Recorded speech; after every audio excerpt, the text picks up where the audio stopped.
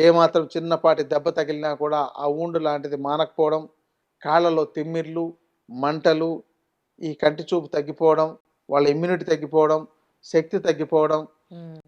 అంతకు ముందున్నంత memory power లాంటివి లేకుండా పోవడం, యాక్టివ్‌నెస్ లేకపోవడం, వీళ్ళు మానసికంగానే కుంగిపోయి ఉంటారు. ఒక విధంగా నాకు డయాబెటిస్ ఉంది అని.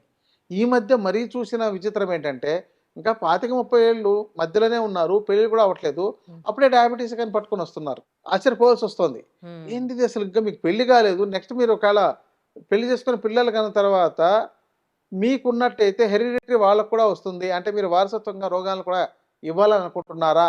అని అడిగితే ఇంకేం చేయాలండి? కర్మ కదండీ! ఇంకోటి ఇలాంటివి మాట్లాడుతున్నారు. హ్మ్. మరి అలాంటప్పుడు నెక్స్ట్ వచ్చే జనరేషన్స్‌కి మీరు పుట్టుకతోనే రోగాలు అందించేటట్టయితే మరి నీకు సంతానం ఎందుకు? అంతే. రేపు వాళ్ళకి మళ్ళీ కావాల్సినంత మందులు అవన్నీ కొనుక్కోవడానికి, వాళ్ళు జీవించడానికి, వాళ్ళ అవస్థ పడడానికి మీరు సరిపడా సంపాదన చేసి పెట్టి ఎళ్ళాల్సొస్తుంది. హ్మ్. మరి మీరు ఆరోగ్యకరంగా ఉంటే నెక్స్ట్ జనరేషన్స్ కూడా వాళ్ళకొచ్చే అవకాశాలు లేవు కదా! అవును. మరి అదెందుకు మీరు ఆచరించట్లేదంటే వాళ్ళ దగ్గర సమాధానం లేదనమాట.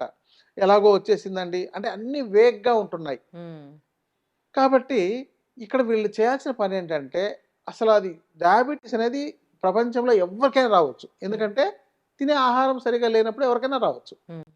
బాగా స్వీట్సు, విరుద్ధమైన ఆహార పదార్థాలు, విరుద్ధమైన జీవన విధానం ఉండే వ్యక్తికి ఎవ్వరికైనా సరే మధుమేహం వచ్చి తీరుతుంది. అంటే ఇది మధుమేహం డిసీజు కాదు. ఒక హ్మ్. డిజార్డర్ అని అర్థం. హ్మ్. అంటే మన డిజార్డర్స్ వల్లే కదా ఈ హ్మ్. డిజార్డర్ వచ్చింది. అవును. మరి ఈ డిజార్డర్‌లని ఆర్డర్‌లో పెట్టుకుంటే అది కూడా ఆర్డర్‌లోకొస్తుంది గదా! కరెక్ట్. మరి అది చేయట్లేదు. హ్మ్. మందులకు అలవాటు పడుతున్నారు. అవును.